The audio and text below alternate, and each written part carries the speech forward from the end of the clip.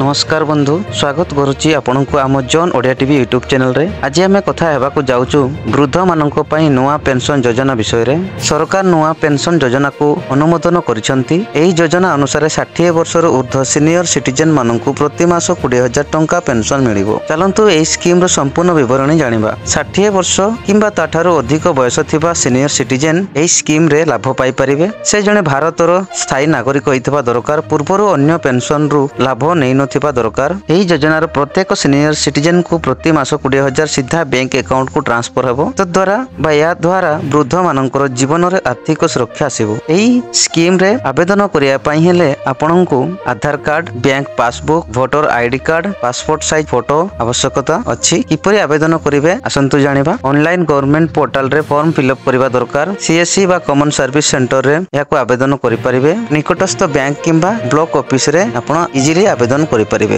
एही स्कीम रे वृद्ध मानक आर्थिक सुरक्षा, प्रति मास निश्चित आय, परिवार रे स्वाधीनता एवं सम्मान पाई परिबे। एही 20,000 मासिक पेंशन स्कीम बंधु मानक पई एही 20,000 मासिक पेंशन स्कीम वृद्ध मानक पई जीवन रे बड़ सहायता हेबो। आपनक परिवार रे कहारी 60 वर्षर अधिक बयस अछि, निश्चित भाव रे सेमानकु एहार सूचना पहुंचांतु। वीडियोटी लाइक करंतु, शेयर करंतु और चैनल टी को सब्सक्राइब करंतु। धन्यवाद।